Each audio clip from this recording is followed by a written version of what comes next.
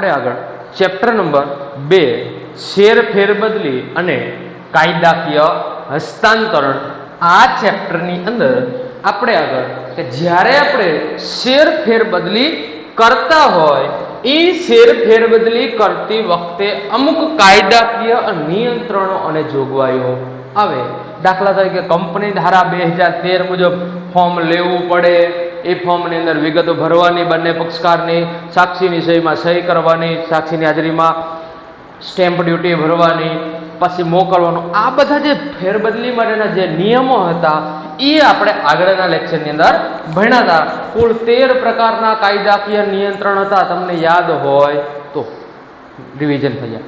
હવે એ જે શેર ફેરબદલી કરી હતા એના પર અગાઉ આપણે પ્રશ્ન જોયો હતો કે જ્યારે આપણે શેરની ફેરબદલી કરીએ એ શેર ફેરબદલી કંપની બે રીતે થાય, એટલે કે બે પ્રકારના શેરની ફેરબદલી થાય. એક મૂર્ત પ્રકારના સ્વરૂપના શેરની ફેરબદલી અને બીજું અમૂર્ત સ્વરૂપના શેર. એની ખાલી ડેફિનેશન વ્યાખ્યા થોડુંક ભણી લઈ કે મૂર્ત સ્વરૂપના શેર એટલે શું અને અમૂર્ત સ્વરૂપના શેર એટલે શું. મૂર્ત સ્વરૂપના શેર એટલે જે શેરમાં શેર પ્રમાણપત્ર આપવામાં આવતું હોય એને મૂર્ત પ્રકારના શેર કહે છે, અને જેની અંદર પ્રમાણપત્ર આપવામાં આવતું નથી પરંતુ શેર ધારકના ડીમેટ એકાઉન્ટની અંદર શેર જમા કરવામાં આવે છે એને શું કહેવામાં આવે છે? અમૂર્ત સ્વરૂપના શેર. પણ મૂર્ત સ્વરૂપના શેર છે એ ફાટાઈ જવાનો, ચોરાઈ જવાનો ડર છે, જ્યારે અમૂર્ત સ્વરૂપના શેર છે એ ફાટાઈ જવાનો, ચોરાઈ જવાનો ડર રહેતો નથી, કેમ કે ડિમેટ સ્વરૂપમાં છે, ઇલેક્ટ્રોનિક સ્વરૂપમાં છે, એટલે એના કોઈ પ્રોબ્લેમ ઊભો થાય નહીં. અને મૂર્ત સ્વરૂપના શેર કરતાં અમૂર્ત સ્વરૂપના શેરનું રૂપાંતર, ફેરબદલી જો આપણે એનું વેચાણ કરવું હોય તો ખૂબ જ ઝડપથી વેચાણ કરી શકીએ છીએ. એટલે કે મૂર્ત સ્વરૂપ કરતા અમૂર્ત સ્વરૂપના શેરની ફેરબદલીની વિધિ સરળ છે સમજવામાં અને એપ્લિકેશન કરવામાં, ઉપયોગ કરવાની અંદર બહુ સમય લાગતો નથી અને ખર્ચ પણ કેવો થાય? ઓછો થાય છે. એટલે આપણે આજે આ લેક્ચરની અંદર આપણે બંનેની વિધિ ભણવાની છે કે જો તમારી પાસે મૂર્ત પ્રકારના સ્વરૂપના શેર હોય તો તમે એની ફેરબદલી કેવી રીતે કરશો, જો તમારી પાસે અમૂર્ત સ્વરૂપના શેર હોય તો તમે ફેરબદલીની વિધિ કેવી રીતે કરશો. આ બંનેના આધારે આપણે આ બંને પ્રશ્નોના વિસ્તૃત માહિતી લેવાની છે કે તમારી પાસે મૂર્ત પ્રકારના શેર હોય તો ફેરબદલીની વિધિ કેવી રીતે કરશો. મેં ખાલી અહીંયા પોઈન્ટ જ લખ્યા છે. એક્ઝામની અંદર આપણે થોડુંક વધારે લખવાનું થાય ડીપમાં, જે આપણે પાઠ્યપુસ્તકના આધારે લખશું, પણ આ તો આપણે સામાન્ય માહિતી મેળવવા માટે, આપણે પોઈન્ટ સમજાવવા માટે પોઈન્ટ લખ્યા છે. એટલે એવું નહીં સમજવાનું કે આ પ્રશ્ન આટલો જ છે, આમાં આ મુદ્દા છે અને આની અંદર મેં પોઈન્ટ લખ્યા છે જેના આધારે આપણે વિસ્તૃત સમજૂતી મેળવી શકીએ છીએ.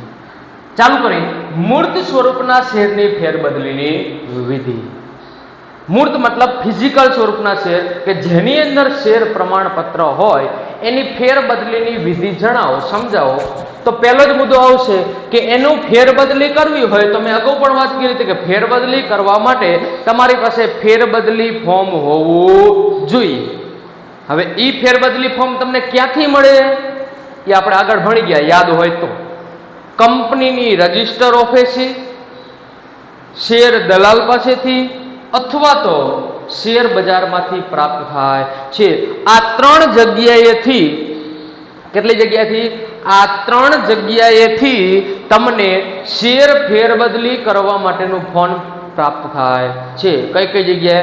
કંપનીની રજિસ્ટર ઓફિસ કે જ્યાં કંપનીનો મુખ્ય વહીવટ થતો હોય, આવેદનપત્ર, નિયમનપત્ર જેવા દસ્તાવેજ રાખવામાં આવતા હોય ત્યાં, એટલે કંપનીની મેઇન ઓફિસમાં એટલે કે રજિસ્ટર ઓફિસમાં. શેર દલાલ કે આપણે દલાલ હોય, ખરીદની વેચાણ જે કરાવનાર જે મધ્યસ્થી હોય, જેમ કેમ જમીનનો સોદો પાડનાર કોઈ વેચનાર, ખરીદનાર હોય અને બંનેનું માધ્યમ પૂરું પાડનાર હોય એને દલાલ કહી.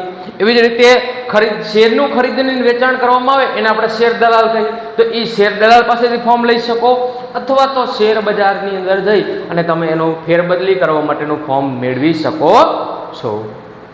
બીજી વસ્તુ, આ ફેરબદલી ફોર્મ લાવી ફેરબદલી ફોર્મ ઉપર કંપની રજિસ્ટ્રારનો સિક્કો લાગે.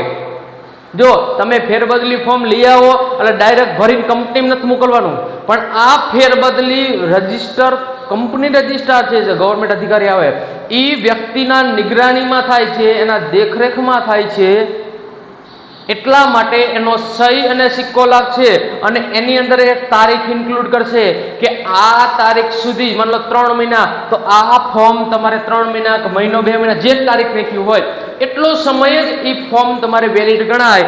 એ તારીખ જાય એટલે એ ફોર્મ વેલિડ ગણાય નહીં.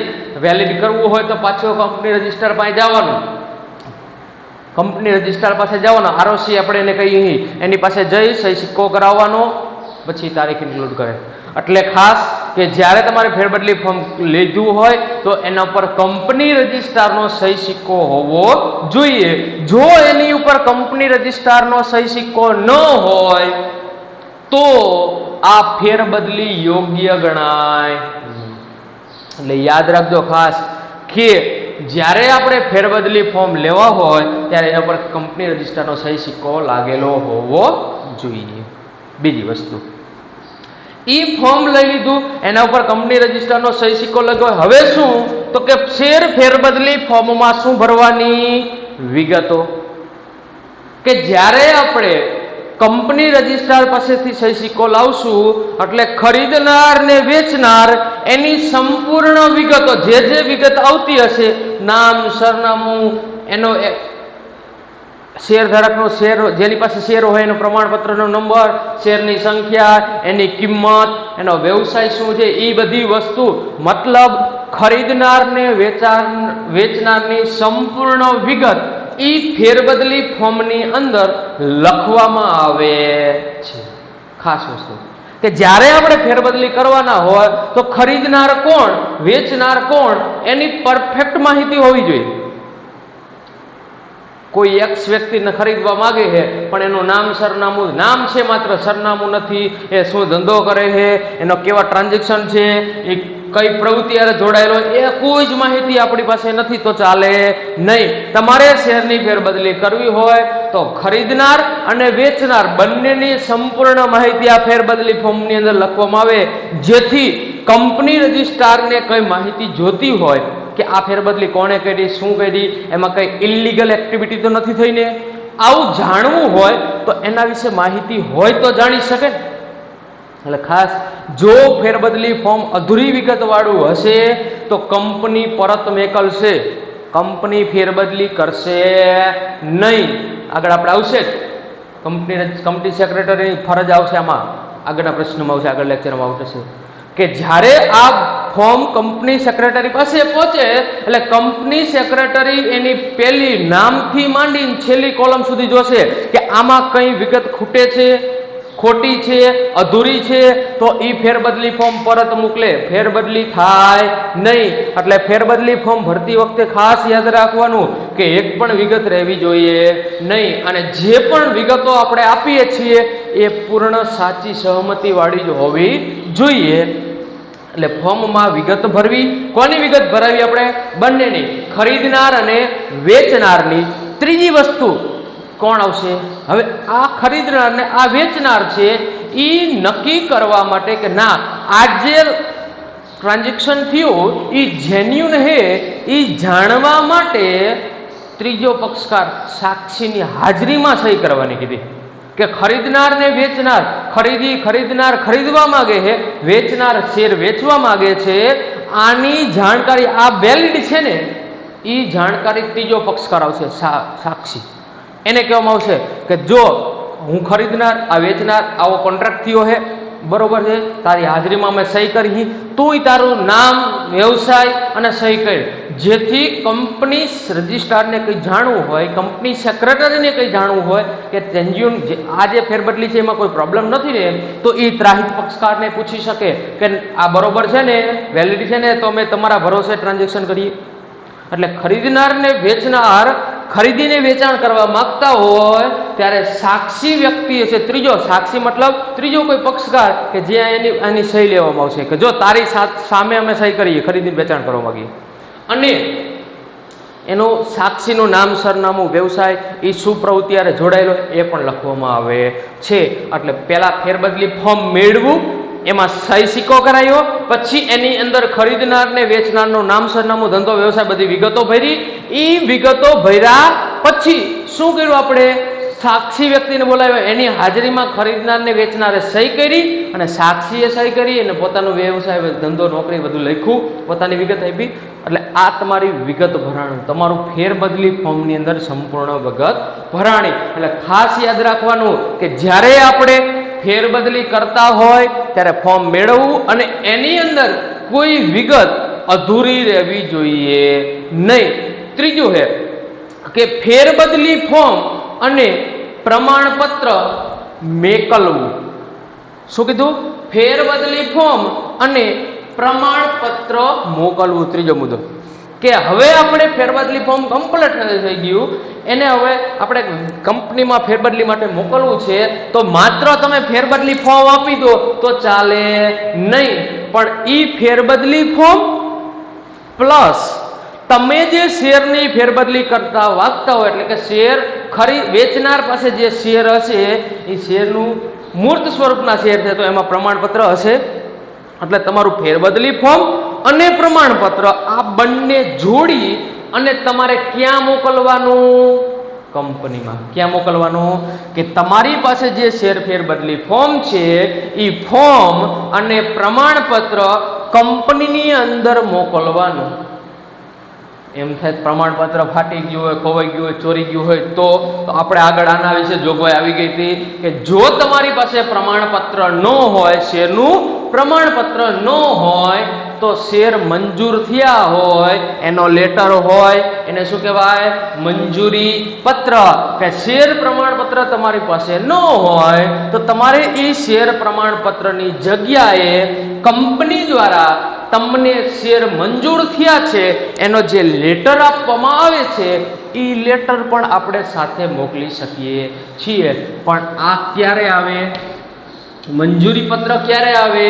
જો આપણી પાસે પ્રમાણપત્ર ન હોય તો. જ્યાં સુધી પ્રમાણપત્ર હોય ત્યાં સુધી પ્રમાણપત્ર જ વેલિડ ગણાય, પણ પ્રમાણપત્ર ન હોય તો મંજૂરી પત્ર મેકલવાનો. એટલે આપણે જો જ્યારે આપણે ફેરબદલી પત્રકનું ફોર્મ મેકલવાનું હશે ત્યારે આપણે ફેરબદલી ફોર્મની અંદર ઉલ્લેખ કરશું કે અમારું પ્રમાણપત્ર ખોવાઈ ગયું છે અથવા તો કોઈ કારણથી ફાટી ગયું છે, ચોરાઈ ગયું છે, જે પણ જેન્યુઅલ રીઝન હોય એ રીઝન આપણે ફેરબદલી ફોર્મની અંદર વિગતમાં ભરશું અને પછી એની સાથે મંજૂરી પત્ર, ડાયરેક્ટ મંજૂરી પત્ર મેકલો ન ચાલે. એટલે ફેરબદલી ફોર્મ મેકલતી વખતે તમારે એની સાથેનું પ્રમાણપત્ર મેકલવું પડે. જો ન હોય તો એનું રીઝન સાથે કે આ રીઝનથી પ્રમાણપત્ર નથી મેકલો, એની જગ્યાએ મેં મંજૂરી પત્ર મોકલવામાં આવ્યો છે અને કંપની સેક્રેટરીને જો યોગ્ય લાગે તો જ એ ફેરબદલી પત્ર પ્રમાણપત્રની જગ્યાએ મંજૂરી પત્રને વેલિડ ગણે. એટલે ખાસ યાદ રાખવાનું. શું કીધું?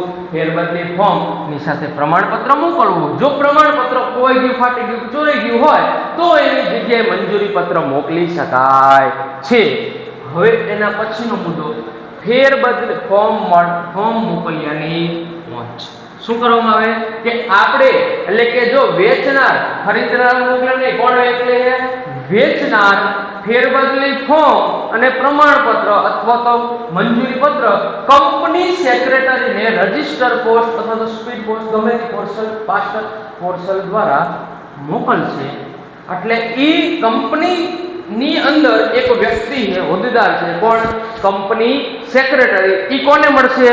કંપની સેક્રેટરીને પ્રાપ્ત થશે. એટલે કંપની સેક્રેટરી શું કરશે? તો જેવું ફોર્મ અને પ્રમાણપત્ર આવે એટલે ડાયરેક્ટ પહોંચ આપી ન દે, ડાયરેક્ટ પહોંચ આપે નહીં. કંપની પાસે ફેરબદલી ફોર્મ અને પ્રમાણપત્ર આવે એટલે એની ખરાઈ કરશે. ખરાઈ કરવી મતલબ શું? ચેક કરવું. શું કરવું? ચેક કરશે કે આ જે ફોર્મ આવ્યું એમાં વેચનાર ને ખરીદનાર બંને વેલિડ છે ને?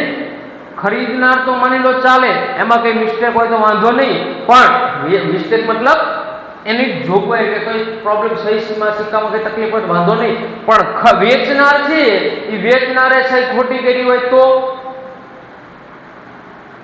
અથવા તો એની વિગત કઈ ખોટી આપી હોય તો બની શકે કે કંપની સેક્રેટરીને એટલે એ શું કરશે, જ્યારે પ્રમાણપત્ર અને ફોર્મ મળે એટલે ફોર્મની પહેલા સંપૂર્ણ વિગત ચેક કરશે કંપની સેક્રેટરી. પહેલા છેલ્લેથી પાછું આવવા દે, વિગત આગળથી ચેક કરી લે. એટલે એ કંપની સેક્રેટરી તમામ વિગત ચેક કરશે, એનું નામ, સરનામું, ધંધો, વ્યવસાય અથવા તો જે વિગત જરૂરી હશે એને ખાસ એની સહી ચેક કરવામાં આવશે કે જે આપણો એની પાસે નમૂનાની સહી હોય ને એ સહી અને આની સાથે ચેક કરશે. જો વેલિડ હશે તો કંપની સેક્રેટરી ખરીદનાર વ્યક્તિને પ્રમાણપત્ર અને ફેરબદલી ફોર્મ મળ્યું છે એની પહોંચ આપશે. શું આપશે? પહોંચ, રસીદ આપશે કે તમે અમને શેર ફેરબદલી ફોર્મ અને પ્રમાણપત્ર મોકલ્યા હતા એ અમને મળી ગયા છે, અમે એને જમા લઈએ છીએ. એટલે કે એના પર હવે આગળ કાર્યવાહી કરશું એવી પહોંચ, રસીદ કંપની સેક્રેટરી જે ખરીદનાર હોય કોને આપે? જો ફોર્મની મેઘલા કોને? વેચનારને. મેઘલા વેચનારે, પણ પહોંચ કોને આપે? ખરીદનારને. હવે પક્ષકાર કયો થઈ ગયો? ખરીદનાર. એટલે ખરીદનારને મોકલશે કે તમે જે ફોર્મ અને ફેરબદલી પત્રક તમારા આવ્યા છે એ પ્રમાણપત્ર અને ફેરબદલી પત્રક કંપનીને મળી ગયા છે, રેડી છે, એમાં કોઈ ફોલ્ટ નથી. એટલે એની પહોંચ કોને મોકલે? ફેરબદલી કંપની સેક્રેટરી ખરીદનારને મોકલે. જો વાંધો હોય તો બંને પક્ષકારને જાણ કરે છે કે આમાં સહી ખોટી છે, તમે બીજી વાર, એટલે ખોટું કોઈ પ્રોબ્લેમ નથી. એટલે કંપની સેક્રેટરી ખરીદનારને પહોંચ આપે છે. ખરીદનાર વ્યક્તિ પાસે એનું પ્રૂફ થયું કે મેં આ દસ્તાવેજ, આ ડોક્યુમેન્ટ કંપનીને આપ્યા છે, એની રસીદ છે ને, એ રસીદ એનું પ્રૂફ થયું, એ સાચવવું પડે. ગમે ત્યારે ઇનકેસ કંઈ પણ બન્યું તો કંપની સેક્રેટરી ઇનકેસ મારા પાસે નથી આવ્યું તો આ રસીદ દ્વારા બતાવી શકે, જો તને મેં મોકલ્યું તો તે મને રસીદ પણ પરત આપી હતી. એટલે ખાસ યાદ રાખવાનું, ફેરબદલી પત્ર એટલે કે ફોર્મની આપણને રસીદ મળશે, ખરીદનારને આપશે. હવે શું કરશે કે શેર ફેરબદલી અંગેની જાણ નોટિસ દ્વારા, કે કંપની સેક્રેટરી પાસે પહોંચ આવી ગઈ, કંપની સેક્રેટરી પહોંચ મોકલી દીધી, પ્રમાણપત્રની આવી જાય એટલે કંપની સેક્રેટરી ડિટેલમાં એની જાંચ કરશે કે આપણને જે કંપનીમાં ફેરબદલી કરવા માટેનું ફોર્મ આવ્યું છે, જે પ્રમાણપત્ર આપ્યું છે એ બંનેની ખરાઈ કરશે, ચેક કરશે. વેચનારનું નામ પ્રમાણપત્રમાં છે એવું જ ફેરબદલી પત્રકમાં છે, વેચનારની સહી જેવું એની કંપનીના પત્રકમાં છે એવી જ સહી આમાં છે, એ ચેક કરશે. એટલે કોઈ ઇલીગલ પ્રવૃત્તિ, ઘણી વખત શું થાય કે કોઈને આપણી સાઇન આવડતી હોય તો એ સાઇન કોપી કરી લે. હવે એ ફેરબદલી પત્રકમાં, ફોર્મમાં કોઈને હાથમાં પ્રમાણપત્ર આવી જાય, ફેરબદલી ફોર્મ ભરી અને આપણને જાણ કરી દેતો વેચી નાખે તો બહાર આપણને જાણ હોયા વિના બની શકે. તો એવું અટકાવવા માટે કંપની શું કરે છે કે ફેરબદલી પત્રક અને ફોર્મ મળે, પ્રમાણપત્ર મળે એટલે કંપની સેક્રેટરી ચેક કરશે. એટલે મોટા ભાગે 99% ભૂલ હોય તો અહીંયા નીકળી જ જશે. જો ભૂલ હોય તો બે ફોર્મ ખરીદનાર કે વેચનારની કઈ ભૂલ હશે તો એ જડી જશે, તો કઈ પ્રોબ્લેમ નથી. પણ જો કઈ તકલીફ નથી તો કંપની સેક્રેટરી ખરીદનાર અને વેચનાર બંને પક્ષકારને નોટિસ આપશે. ખરીદનાર કે માની લો કોઈ આવું કર્યું હોય, પ્રમાણપત્ર આપણું ચોરાઈ ગયું હોય અને કોઈ વ્યક્તિએ સહી કરીને આપણું શેર વેચી નાખવા માંગતો હોય, એને આવડતી હોય છે તો બની શકે. એવું ન થાય એટલા માટે કંપની સેક્રેટરી બંને પક્ષકાર, ખરીદનાર અને વેચનારને બંનેને કહે છે કે જો હવે તમને નોટિસ આપીએ છીએ કે તમને બંને પક્ષકારને આ ફેરબદલીથી કઈ વાંધો હોય, કઈ આ શેરની જે તમે ફેરબદલી કરવાના છો એનાથી તમને કઈ વાંધો હોય તો 2 સપ્તાહ એટલે કે 14 દિવસ, કેટલા દિવસમાં 2 સપ્તાહની અંદર તમને આ લેટર મળે, નોટિસ મળે. એ નોટિસ મળ્યાના 14 દિવસની અંદર, 2 સપ્તાહની અંદર તમારે વાંધા અરજી, કઈ અરજી? વાંધા અરજી કરવાની રહેશે. જો તમને વાંધો ન હોય, કંપની સેક્રેટરી શું કહે કે તમને આ ફેરબદલીથી કઈ તકલીફ નથી, ખરીદનારને કે વેચનારને તમે જેન્યુન હશો તો તમે અરજી કરશો નહીં. અરજી નહીં આવે 14 દિવસ એટલે કે 2 સપ્તાહ સુધી અરજી નહીં આવે એટલે અમે એવું માની લેશું કે તમને કોઈ તકલીફ નથી એટલે અમે આગળની પ્રોસેસ કરશું.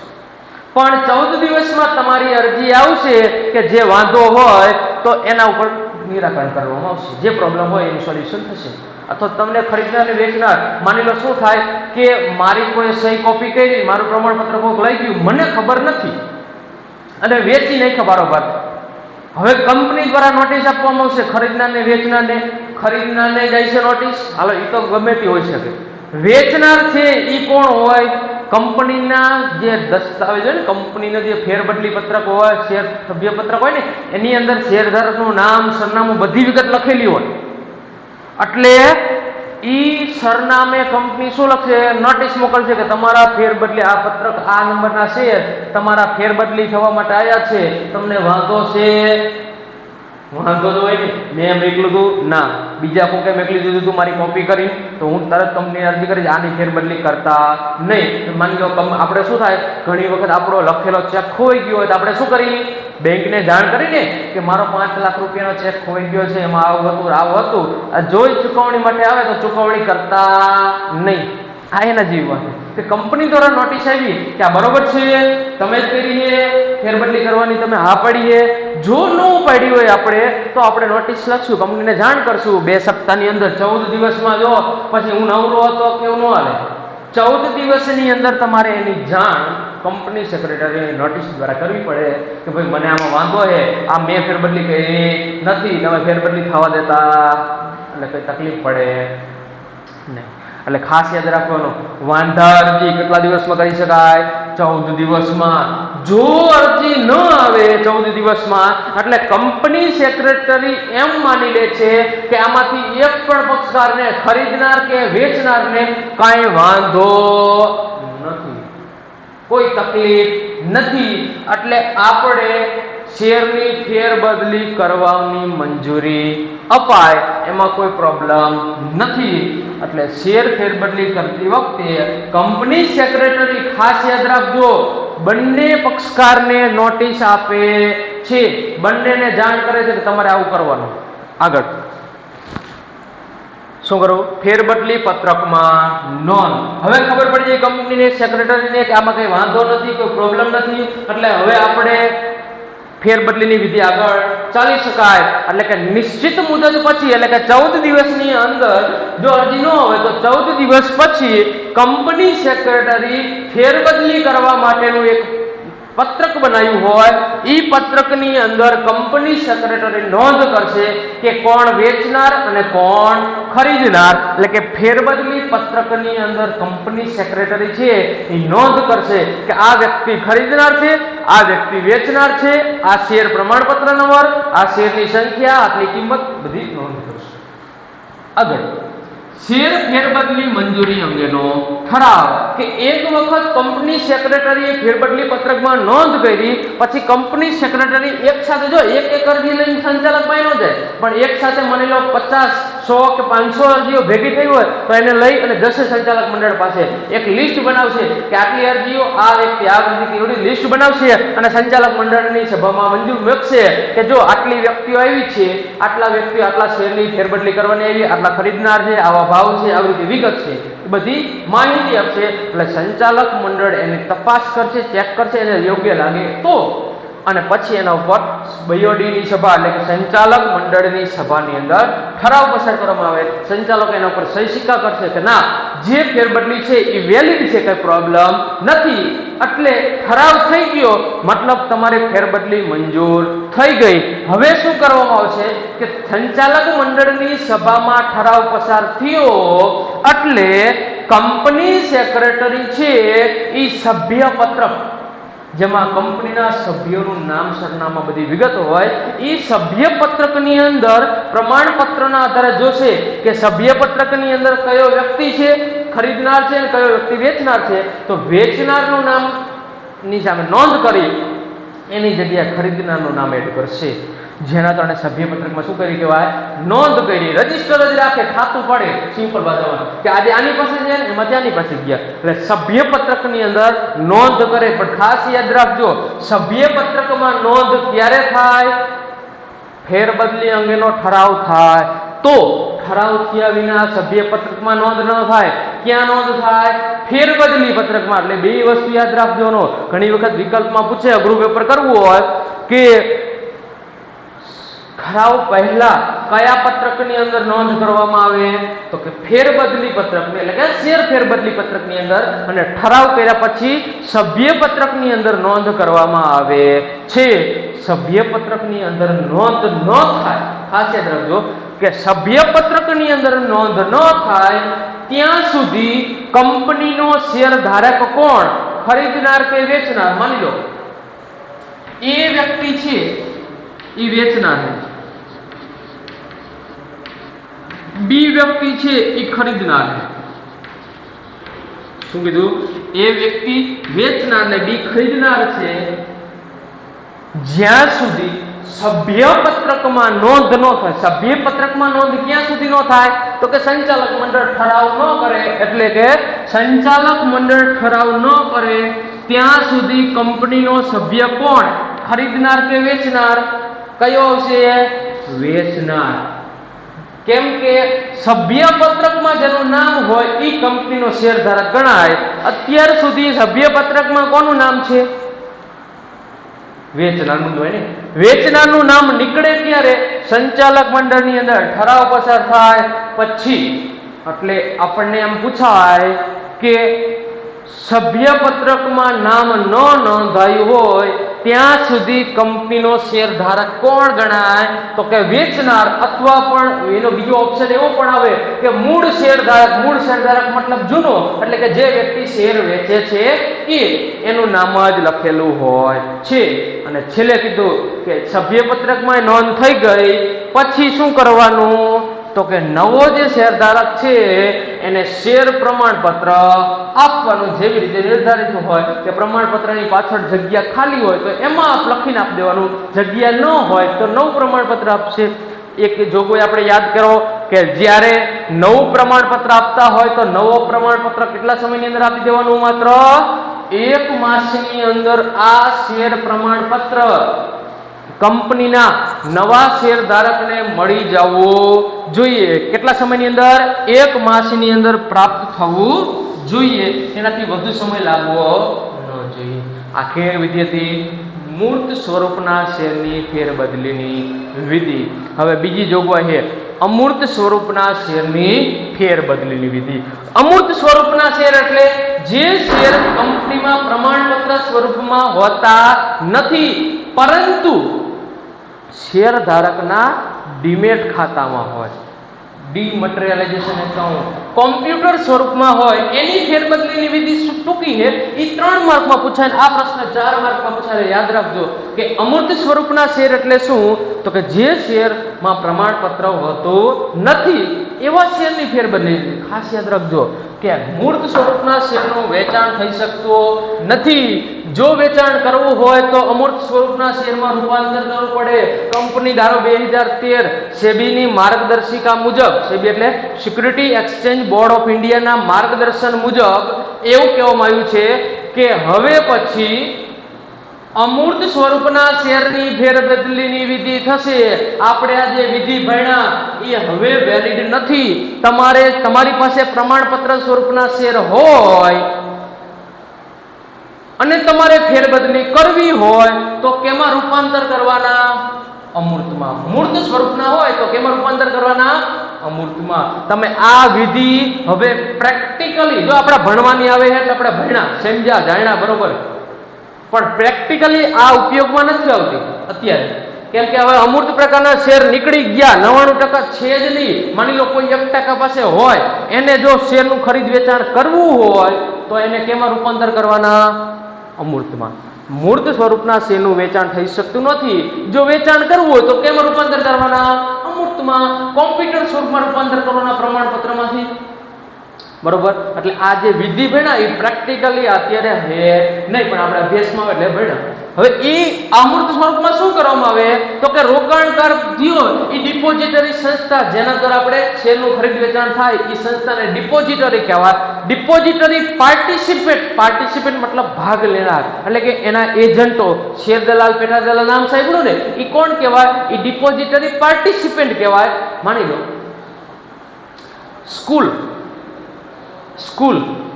એ ડિપોઝિટરી ગણવાનું, અને એમાં જે કામ કરનાર શિક્ષકો એ ડિપોઝિટરી પાર્ટિસિપેન્ટ કહેવાય. સ્કૂલ ચલાવે કોણ? શિક્ષકો છે તો સ્કૂલનું ચાલે છે, એ જ વસ્તુ છે.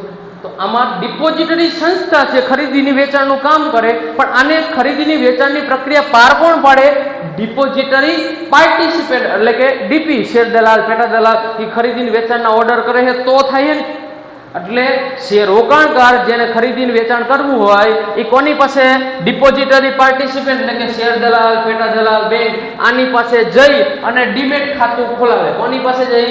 ડિપોઝિટરી પાર્ટિસિપેન્ટ, એટલે કે ડીપી પાસે જઈ અને ખાતું ખોલાવશે. કયું ખાતું? ડીમેટ ખાતું. ડીમેટ ખાતું એટલે ડીમટીરિયલાઇઝેશન. ડીમેટ ખાતું એટલે ડીમટીરિયલાઇઝેશન, એટલે કે શેરનું ખરીદ વેચાણ કરવા માટે એકાઉન્ટ છે બેંકની અંદર, એને ડીમેટ એકાઉન્ટ કહેવાય. એ ખાતું ખોલાવશે. અને હાલમાં ભારતની અંદર 2 ડિપોઝિટરી સંસ્થા કામ કરે. કઈ ડિપોઝિટરી સંસ્થામાં કેટલી? 2. એક NSDL અને CDSL. NSDL મતલબ નેશનલ સિક્યુરિટી ડિપોઝિટરી લિમિટેડ અને central depository service India limited. આપણે SP ની અંદર આનું માત્ર નામ જ આવે છે. વાણિજ્ય વ્યવસ્થાની અંદર ચેપ્ટર નંબર 9 ની અંદર બંને ડિટેલમાં છે. એની સ્થાપના કોને કરી, ક્યારે કરી, કેવી રીતે કામ કરે, આ બધી વિગત છે. અને આ ડિપોઝિટરી પાસે જઈ, ડિપોઝિટરી પાર્ટિસિપેન્ટ પાસે જઈ અને ડીમેટ ખાતું ખોલવામાં આવે. ડીમેટ ખાતું ખોલાવ્યા બાદ તે સંસ્થા છે આપણને શું કરે? શેર દલાલ શું આપે? ઇન્સ્ટ્રક્શન સ્લીપ, એટલે કે ઇન્ટિમેશન સ્લીપ આપશે. એ સ્લીપ એટલે કે એક પ્રકારનું ફોર્મ જ ગણવાનું. આ કેમ આપણે ફોર્મ લેતા હતા એવું ફોર્મ લઈશું. એ ફોર્મની અંદર વિગત ભરશું એટલે આપણા શેરનું ખરીદી અને વેચાણનું કાર્ય થાય. એક યાદ રાખજો, આ શેરનું ખરીદી અને વેચાણની જે સમગ્ર પ્રક્રિયા છે એ ઓનલાઈન છે, કોમ્પ્યુટર આધારિત છે. હું વેચનાર છું તો હું મારા શેર દલાલને કહું કે મારા રિલાયન્સ કંપનીના 500 શેર વેચી નાખ. મારો દલાલ શેર બજારની અંદર અરજી કરશે કે આ મારો વ્યક્તિ ગ્રાહક છે એ 500 શેર વેચવા માંગે છે, એવી અરજી કરશે શેર દલાલ કોમ્પ્યુટરમાં ડાયરેક્ટ. દલાલ કરશે, શેર બજારની સ્ક્રીન ઉપર વેકડે. સામે ખરીદવા વાળો કોઈ વ્યક્તિ હોય તો ખરીદનાર એના દલાલને કે 500 શેર લઈ લે રિલાયન્સ કંપનીના, ઈ કોમ્પ્યુટરમાં નાખશે, બેનો ટ્રાન્ઝેક્શન થશે. ઈ ટ્રાન્ઝેક્શન પૂરું પાડવાનું કામ કોણ કરે? ડિપોઝિટરી કામ કરશે. ઈ સોદો પતે એટલે મારા શેર દલાલ હોય એને જાણ કરવામાં આવે. વેચનારના શેર દલાલ કે તમારા શેર વેચી ગયા, તમારા ખાતામાં પૈસા આવી જશે. ખરીદનારને એમ કહેશે કે તમારા શેર ખરીદી ગયા છે, તમારા ખાતામાં શેર આવશે, તમે પૈસા આપી દો. આ જે સમગ્ર પ્રક્રિયા છે એ ઓનલાઈન કોમ્પ્યુટર આધારિત થાય છે, જ્યારે આ ઓફલાઈન. એટલે બંને વિધિની અંદર ખબર પડી શેર ફેરબદલી કરવાના પ્રકાર કેટલા? 2, મૂર્ત અને અમૂર્ત. અને એના આધારે મૂર્ત અને અમૂર્તના આધારે ફેરબદલી કરવાની વિધિ પણ કેટલી? 2. શેર ફેરબદલી મૂર્ત પ્રકારના શેરની ફેરબદલીની વિધિ અને અમૂર્ત પ્રકારના શેરની ફેરબદલીની વિધિ.